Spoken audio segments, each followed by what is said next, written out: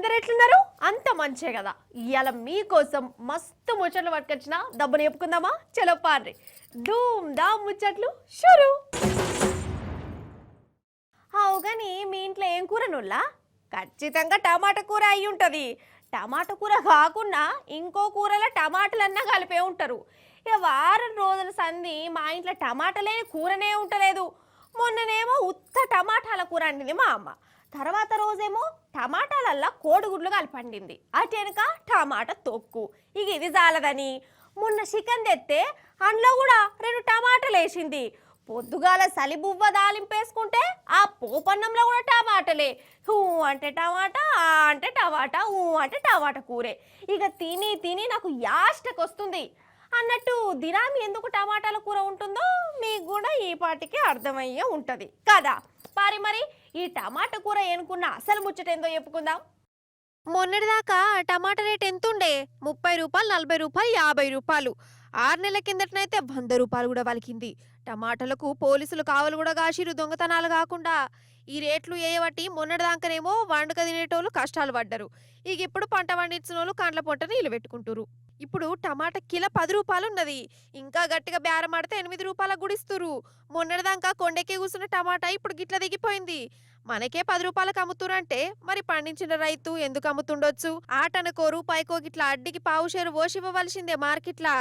అందుకే కష్టపడి వండించిన వంటకు మద్దతు ధర లేక బీపీ లేచి బాధతోని టమాటా వంటను చేతులార కాలబెడుతురు రైతులు.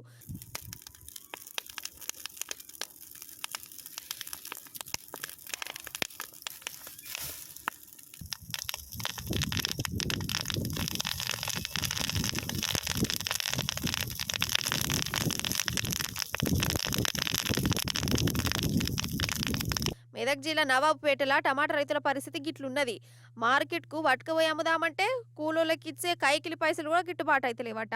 ట్రాన్స్పోర్ట్ ఛార్జీలు, ఈ ఛార్జీలు అంతా కలుపుకుంటే ఇంకా ఉల్టా జేబులకెళ్ళే పెట్టవలసి వస్తుంది. నీ కథకున పడేతన్ని రైతులకు ఇట్లా బంగారం వంటి టమాటా పంటను అలవెట్టుకున్నారు. ఎంత బాధ ఉంటే గిట్లా ఎత్తరు చెప్పు. ఈసారి నష్టపోతా ఉన్నారు.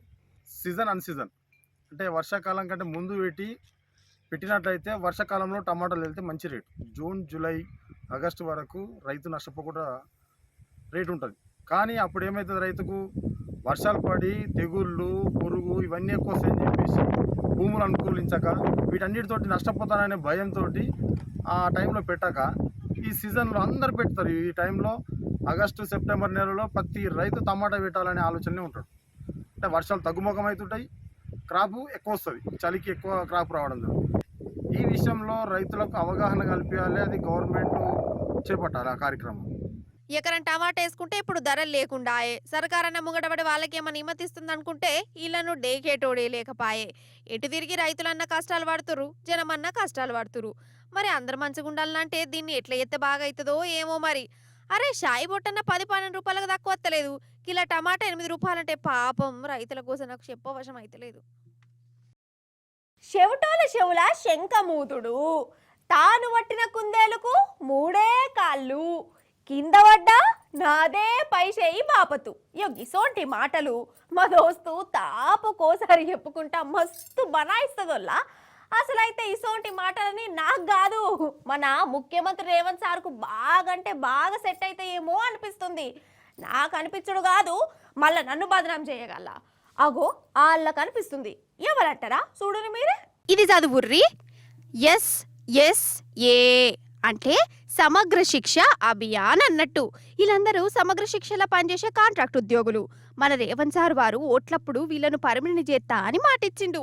ఇప్పుడు పర్మనెంట్ లేదు, గిరిమినెంట్ లేదు అని అంటురట. ఎంత అన్యాయం ఇది. అందుకే దగ్గర 26-27 రోజులు సంది ఇల్లు రోడ్ల మీదకి వచ్చిర్రు, ధర్నాలు, ర్యాలీలు తీసిరు. అయినా సర్కార్కి ఇలా గోస కనవల్లే. అందుకే దినాం తీరొక్క నిరసనలు చేసి మన రేవంత్ సార్కు ఇలా బాధలు చెప్పుకుంటురు. షీపుర్లు పట్టిర్రు, మాస్కులు పెట్టుకున్నారు, మంత్రుల బొమ్మలు మొఖాలకు కట్టుకొని ఊరంతా తిరిగిరిల్లే మాటిచ్చి తప్పి మోసం చేసిరని. అయినా గాని సర్కార్ మాత్రం జిద్దు మీదనే ఉన్నది, వీళ్ళని పట్టించుకుంటలేదు.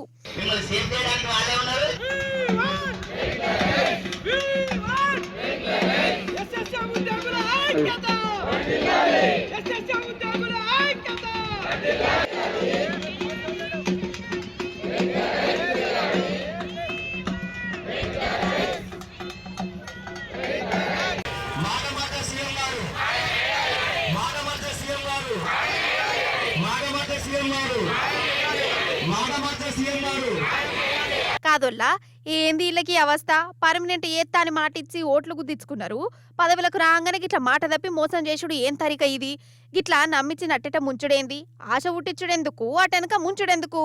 ఏందో ఏమో పోరి. ఎప్పుడైతే చేయిపాటి అధికారాలకు వచ్చిందో అప్పటి సంది అసలు రోడ్ల మీదకి రానోళ్ళు లేరు, ధర్నాలు జయ్యనోళ్ళు లేరు. ఈ కొత్త ఆడేదన్నా ఏదన్నా తీపి కబురు పంపుతాడంటే మళ్ళా అదే కథ అవుతుంది. అయితే ఏందంటే, అయ్యో రేవంత్ సారు ఏందబ్బా ముచ్చడి చెప్పన్న నవ్వన్న ముచ్చడి చెప్పు. ఈ సగం సగం ఏంది? ఈ ముచ్చట్లు లాగుడేంది? అసలు కథ ఏందో చెప్పరాదు అని అంటారా? ఏం లేదోల్లా, మన కే పాలన్న మన ముచ్చట్లకి వచ్చిండు. పాల్ సారు చాలా మంచోడే, ఉన్నది ఉన్నట్టు మాట్లాడతాడు, కడుపులో ఏం దాసుకోడు. కాకపోతే పాలన్న మాట్లాడితే జర నవ్వొస్తుంది, కానీ నిజాలే మాట్లాడుతాడులా. అయితే అసోంటి పాలన్న మన రేవంత్ సార్ మీద, సారు వారి పాలన మీద అభిమానం గురిపించిండు. ఆ అభిమానంలా రేవంత్ సార్ను తడిచి ముద్దగమ్మందాం రారి మరి. నమస్తే పాలన్న, అంత మంచేనానే? పక్క పొంటెవలు మన జ్యోతక్కేనా? అయ్ జ్యోతక్కే. అబ్బా ఎన్నొద్దులా ఆయన జ్యోతక్కని చూడక. సరే, ఇప్పుడు ఏందంటే మన రేవంత్ సార్ వారి పాలన, మన మంత్రుల గుణగణాలు, మన ముఖ్యమంత్రి రేవంత్ సార్ వారు జనాలకు చెప్పిన ముచ్చట ఎట్లుండెనో ఒక్క ముక్కలు చెప్తాడట, ఇరాల మీరు. ముఖ్యమంత్రి కాకముందు తమ్ముడు రేవంత్ రెడ్డి వెంటనే నేను సంతకం పెట్టేస్తా, టీ తాగుతుండగానే అలాగా గంటకొక వాగ్దానం ఇచ్చాడు రేవంత్ రెడ్డి తమ్ముడైతే. రైతులైతే మరో 2 లక్షలు అప్పు చేసుకోండి, నేను తీర్చేది. ఆయనకన్నీ తెలుసు, తీర్చలేనని తెలుసు, అబద్ధం ఆడుతున్నాడని తెలుసు, మోసం చేస్తున్నాడని తెలుసు, అందరికీ చెవులు పెడుతున్నాడని తెలుసు. మేము అబద్ధాలు ఆడితేనే ప్రజలు మా కోట్లు వేస్తారని ఆయన అన్నాడు. కానీ ఆయన అబద్ధాలు ఆపలేదు, మీరు వాళ్ళని నమ్మడం మానలేదు. మన పాలన గురించి, ఈ పాలన కరెక్ట్ చెప్పిండా లేదా? ఇక రేవంత్ సార్ ఇస్తున్న రైతు బంధు గురించి, ఇక సార్ వారు చేసిన అప్పులు, ఆ అప్పులు ఎవరు పాలైనాయో, ఏం చేస్తుండో పాలన మాటలల్లి నాల మీరు. ఇక నేను కూడా టాటా చెప్తా. ఆల్రెడీ ఉన్న 7 లక్షల కోట్లకు వడ్డీ కట్టలేని పరిస్థితి. అయినా లోక్సత్తా ప్రెసిడెంట్, ఆయన పేరేది మర్చిపోయాం, జయప్రకాష్ నారాయణ, ఆయన మాట అంటాడు, మాటికి పెద్ద ఆయన, అప్పు చేసి పప్పు కూడని. నేనేమంటా, అప్పు చేసి పప్పు కూడు పెట్టడం పర్వాలే, ఎందుకంటే కనీసం పప్పేనా లేకపోతే ఉట్టి రైస్ ఎలా తింటారు. నేనేమంటానంటే అప్పు చేసి అప్పులు తీర్చుతున్నారు. 1,00,000 రూపాయలు అప్పు చేస్తున్నారు, మీకు 10,000 అప్పు తీర్చుతున్నారు. ఆ మిగతా 90,000 ఎక్కడికి వెళ్తుంది? ఆల్ ప్రాజెక్టులకు వెళ్ళిపోతున్నాయి, ఆల జోబీల్లోకి వెళ్తున్నాయి. అయితే ఇప్పుడు మన మోడీ సారు వారు, ఇటు ఢిల్లీ కేజ్రీవాల్ సారు వారు ఇద్దరికిద్దరు జరసేపు మాట ముచ్చట పెట్టుకున్నారు. వాళ్ళ ముచ్చట చెప్తా కానీ, సపోజ్ ఇద్దరు దోస్తుల నడుమ లొల్లైనప్పుడు ఏం చేస్తారోలా? పాతయన్ని వాళ్ళే నవ్వుకుంటారు. నువ్వు మొన్న నన్ను గట్లన్నావు, ఇప్పుడేమో శుద్ధపూస ముచ్చట్లు చెప్తున్నావు అని ఒగలంటే, మరి నువ్వేమన్నా సొక్కమా? మనంగా సొంటోనిమే, నువ్వు మొన్న నాతో గట్ల చేసినావు అని ఇటోళ్ళు అంటారు. నన్ను గంత మాట అంటివా? నువ్వు మొన్న దొంగతనం చేయలేదా అంటే, నేను దొంగతనం చేస్తే నువ్వు మంది కొంపలు ముచ్చలేదా అని ఇటుకెళ్ళొస్తుంది. అంటే ఒకళ్ళ జాతకం ఇంకొకరికి ఇట్లా బయట పెట్టుకుంటారు అన్నట్టు. గట్లనే అయింది కథ, చూడరు మరి. అయితే ఢిల్లీలో అసెంబ్లీ ఎలక్షన్లు దగ్గర పడుతున్నాయి కదా, ఇంకేందిగా ఇటు మోడీ సారు అటు కేజ్రీవాల్ సారు ఎవరు గొప్పతనాలు వాళ్ళు చెప్పుకుంటే మురిసిపోతురు. మన మోడీ సారథి జరంతా ముసుగుల గుద్దులాటగా ఉంటది, ఏది డైరెక్ట్ చెప్పడు. ఏమన్నాడయ్యా అంటే, నాకు అసలు అద్దాల మేడనే లేదు, కానీ ఒకలైతే సాదాసీద మనిషిని అనుకుంటేనే పెద్ద పెద్ద అద్దాల మేడలలో ఉంటురు అని కేజ్రీవాల్ సార్ను జరగించినట్టు చేసిండు. మరి కేజ్రీవాల్ సార్ ఊకుంటాడా? నేనేమన్నా తాపకోసారి 10 లక్షల జూట్ వేసుకుంటానన్నా, తాపకోసారి ఫారిన్ టూర్లు ఎత్తున్నానా, 8,400 కోట్ల రూపాయల విమానంలా గిర్రగిర్ర తిరుగుతున్నానా అని అటు కేజ్రీవాల్ సారు రాగం తీసిండు. అది డైరెక్ట్ మోడీ సార్కే తాకిందిగా. అగో మోడీ సార్ మాటలు వినురు మీరు. మోదీనే कभी अपने लिए घर नहीं बनाया, लेकिन बीते 10 वर्षों में 4 करोड़ से अधिक गरीबों के घर उनका सपना पूरा किया है। मैं भी कोई शीश महल बना सकता था, लेकिन मेरे लिए तो मेरे देशवासियों को पक्का घर मिले, यही एक सपना था। ఇక ఇప్పుడు కేజ్రీవాల్ సారు 2700 करोड़ रुपए का अपने लिए घर बनाने वाला,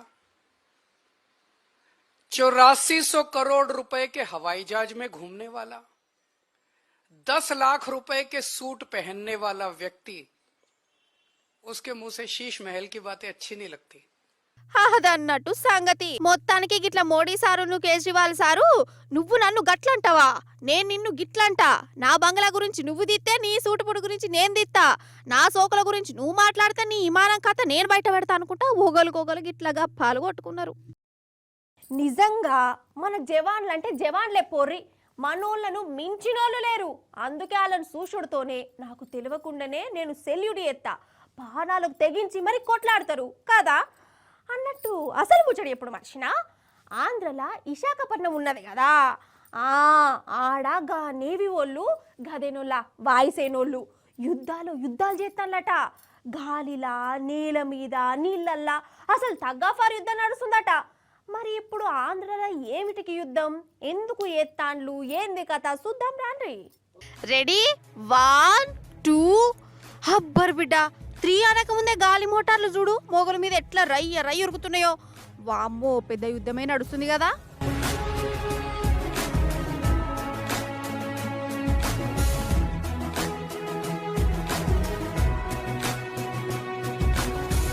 ఇగో ఇప్పుడు నీళ్ళల్లా బాంబులు వేసుకుంటుర్రా ఏంది.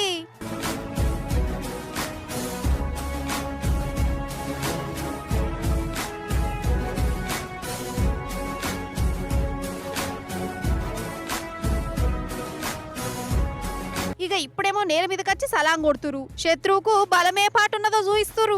ఇదంతా నిజమైన యుద్ధం కాదు, మన బలమేందో లోకానికి చూయించేదందుకు వాయుసేనోళ్ళు గిట్ట విన్యాసాలు చేసిరు. పక్క రాష్ట్రం ఆంధ్రలా విశాఖపట్నం ఉన్నది కదా, గా విశాఖపట్నం బీచ్ కాడ వాయుసేన జవాన్లు గిట్ల బలం చూపెట్టిరు. అసలు దుష్మన్ గాడత్తే ఎట్లా ఓడగొడతాం, జనాలకు ఆపదస్తే ఎట్లా కాపాడతాం, మింట్రోళ్ళకి ఎట్లా సాయంగా ఉంటాం, ఇవన్నీ కండ్ల గట్టినట్టు చూయించిరు. మీరు కూడా జరసేపు చూడురు మరి.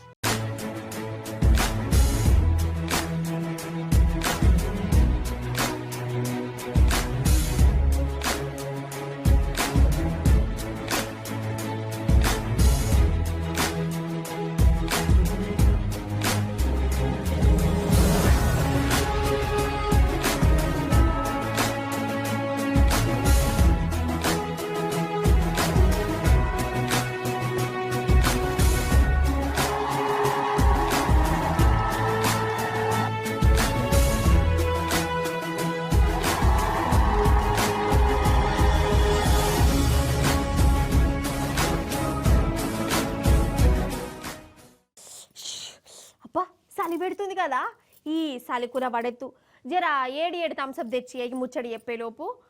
ఇక రేపటి సంది షెటరు మఫ్లర్ కట్టుకోనన్న ముచ్చట్లు చెప్తా. నువ్వేందే నా ముఖం చూస్తావు, జరా ఈ ఫ్యాన్ తక్కువ చేయరాదు. ఈ ఫ్యాన్లు ఏసీలు ఏందో ఏమో ముచ్చడు చలి పెడుతుంది, తక్కువ చేద్దామునా. ఇక చలి ముచ్చడి కాడనే ఉన్నాం కదా, ఇక ఈ ముచ్చడిని చూడురు మరి. వామ్మో ఏందోల్లా ఈ చలి, మొన్నటిదాకా మంచిగానే ఉండే, ఇగో ఇప్పుడు చలి చంపుతూనే ఉన్నది కదా. అసలైతే మొన్నటిదాకా చలి పెట్టాలనా అద్దా అన్నట్టుండే. 3-4 రోజులు సంత అయితే చలికాలం నువ్వు జనం ఏడ మర్చిపోతుంది అనుకున్నదో ఏందో. ఇక ఇసుక పడుతూనే ఉన్నది, పొద్దుగాల 9-10 అయినా కానీ గిదే కథ. ఆదిలాబాద్ వరంగల్ జిల్లాలో అయితే జనం బయటికి వెళ్తూ ఒట్టు చీకటి పడంగా. మనకి వెళ్ళిటున్నదా అటు మీద బాజుకైతే ఘోరముల్లా, అసలు ఊర్లు వాడలు ఇండ్లు కూడా కనబడతలేవు. అంత మంచి పొద్దుగాల 8 అయినా కానీ తొవ్వ మాత్రం కానొస్తలేదు. ఇంకొక 3-4 రోజులు గిదే కథ ఉంటదట. అందుకే పొద్దటి పూట చీకటి పడంగా బయటికి వెళ్ళకుర్రి.